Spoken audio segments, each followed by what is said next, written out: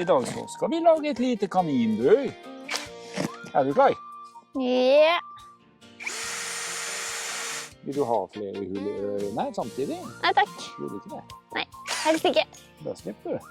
Men tror ikke du også at en kanin kommer til å hoppe over deg? Det er derfor vi må sette det høyere, vet du. Da var det ferdig.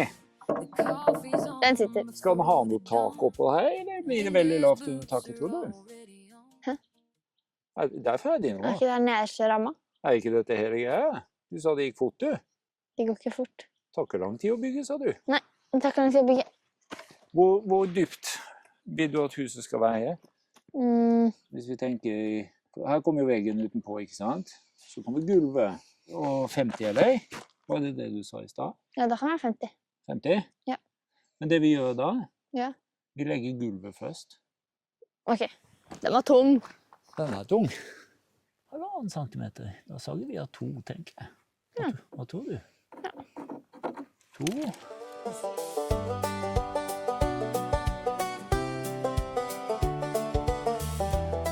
Det er veldig dumt med sånne tommestokker hvor tallene blir slitt vekk. Det er jo ganske trist.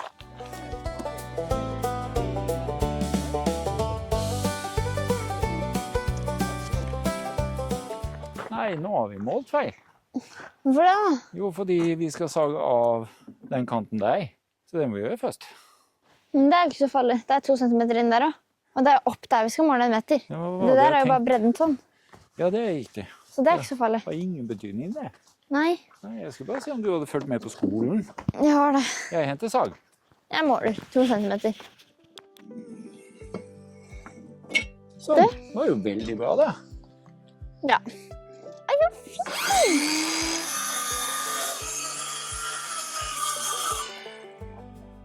Ja, greit. Ja, den. Nei, men du skal ikke løfte liv. Du må fjerne den...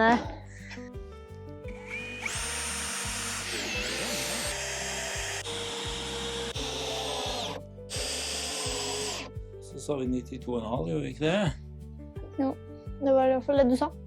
Men det var i hvert fall det jeg sa. Ja. Er det bedre å ta den andre veien? Sånn, ja. Hvorfor er det bedre den veien, tror du? Fordi da får man en lengre støtte. Det er korrekt.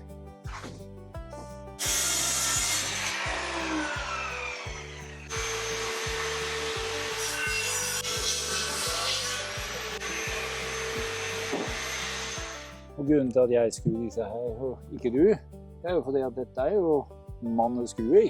Skruer for heier, Ja. ikke for kvinner. Nei. For det er alt for kraftig for det. Holdt vi de sånn? Ja, det tror jeg. Det finner vi ut. Det var litt langt. Det var litt lang. Da er det snart en kaffepause. Ja. Har du spist i dag, eller? Ja. Veldig bra det. Du har jo se på hornhinne, vet du. Og da kan jo Jeg har ting ikke det. Jo, det tror jeg du har. Ja, greit. Ja. Nå må vi passe på å skru der hvor det ikke er skruer da. Ja, Så hvis du skrur små skruer inn der nå, vet du.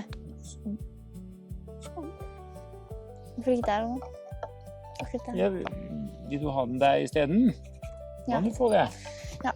Her får du hva du vil. Der, ja.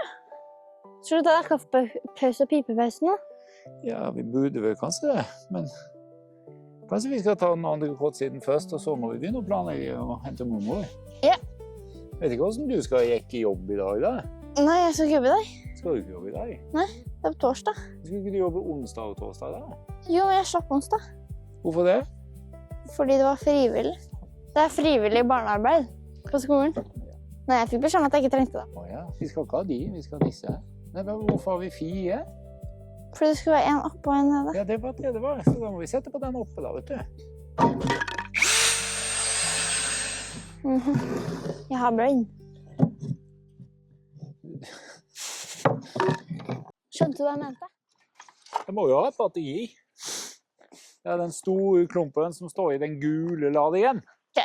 Da må du løpe. Yes. Nei, jeg gidder ikke løpe nå. Ja, sånn er jeg. Jeg har ikke lyst til å løpe, hun. Men vi begynner å nærme oss. Nå skal vi begynne med veggene på dette kaninburet. kommer til å ta hele kvelden, for hun vil ikke løpe.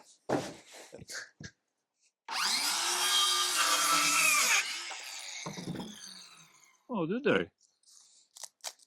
Sånn, ja. Å, du er fin, du. Nei, det tar ikke vi tid å drive og tulle med. Nei. Det hørtes det dumt ut. Ja, det er helt dumt oppi deg. Det hadde vært bestandig.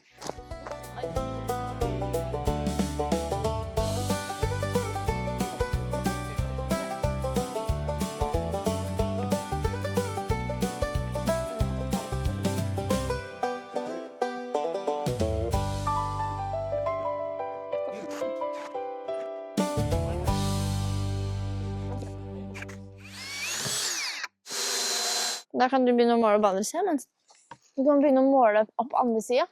Jeg tar imot ordre som aldri før, jeg.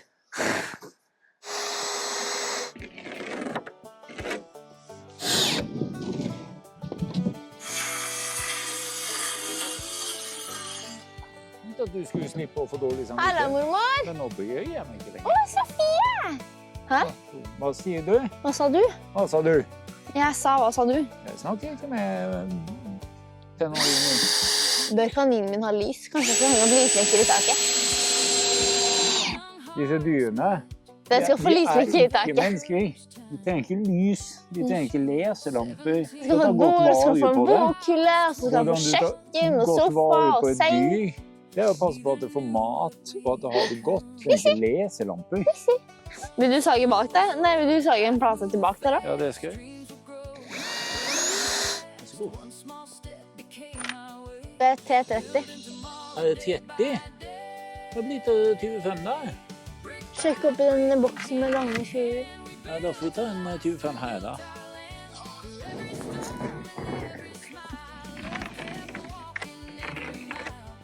Nå får du sage da.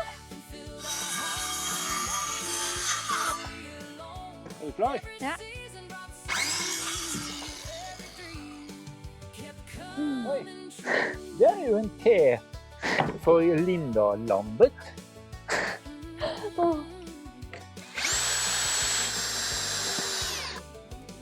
Og for de som lurer på hvorfor Linda går rundt med en sånn telefonkamera, det er fordi hun lager en short og en Instagram. Hva heter det på Instagram? At det heter Il, sier hun. Så det er derfor Linda går med det telefonkameraet sitt. Så hvis dere vil se på det, så kan dere bare gå på YouTube. Betyr det kort? Ja, jeg tenker det. Det er en kort videosnutt, heter det på YouTube. Og der ligger denne, ikke sant? Den du lagde nå. Og så på den Instagram-saken som hun tenåringen sa het Gil. Det het den. Hvordan synes du dette går? Kjempebra. Ja. Og så besvar.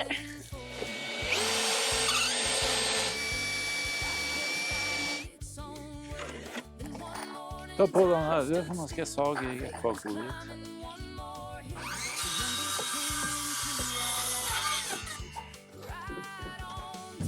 Det går ikke. Ah. Alt går ikke til.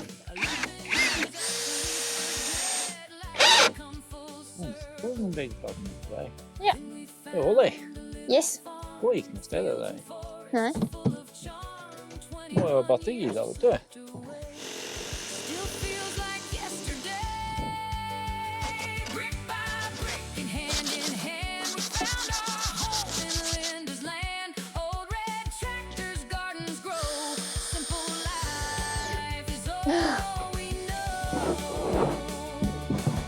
Og sånn. Skal vi se om dette passer da, Liv. Sånn, vet du. Det passer. Det er tett og fint, det. Ja.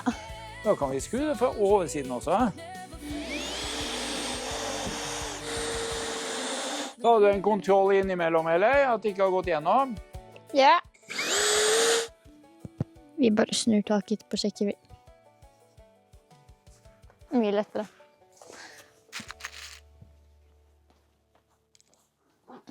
Du er veldig flink på skolen. Det synes jeg er gøy.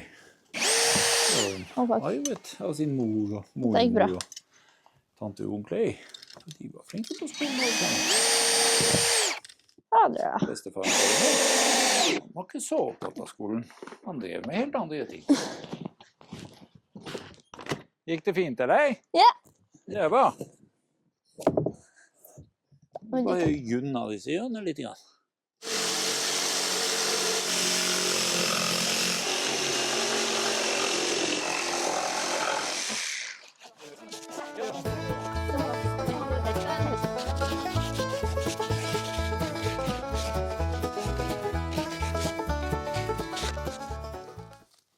Der. Tror jeg. Så vi ser i den. Sånn, vet du. Er du klar? Ja.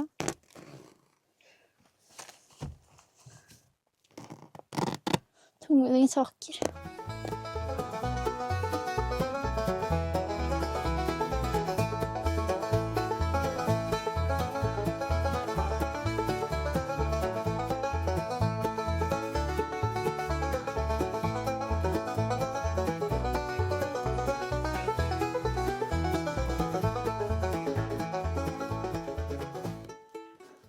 Jeg har pipepause. Ja.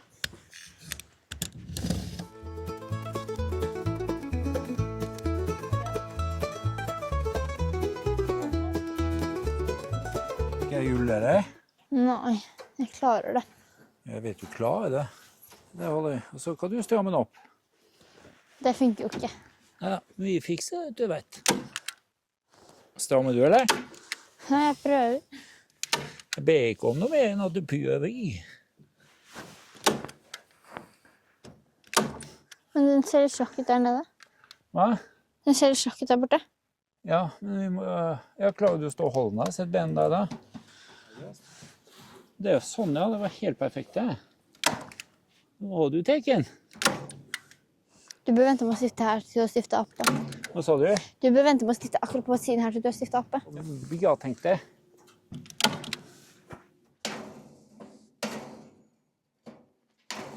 Kaffe, og når jeg kommer ut igjen, da er du nesten ferdig, du.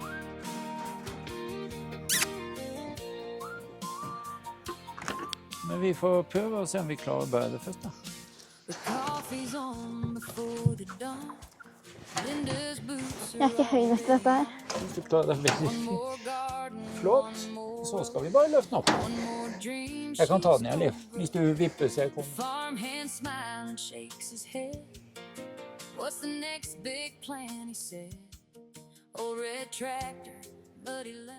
Og da er vi ferdig med kaninburet ditt. Ja, Det ble bra. det blir kjempebra. Jeg synes du var veldig flink. Du hadde en veldig god idé der på hvordan vi skulle gjøre det. Ja. Og sånn gjorde du det. Ja. Det ble bra. Og da tenker jeg at vi sier takk for i dag her til de som ser på. Ja. Det er vel ingen som ser på akkurat nå, for dette er jo ikke livesending. Nei. Og takk for at dere så på. Og så blir vi alltid glad for en tommel opp.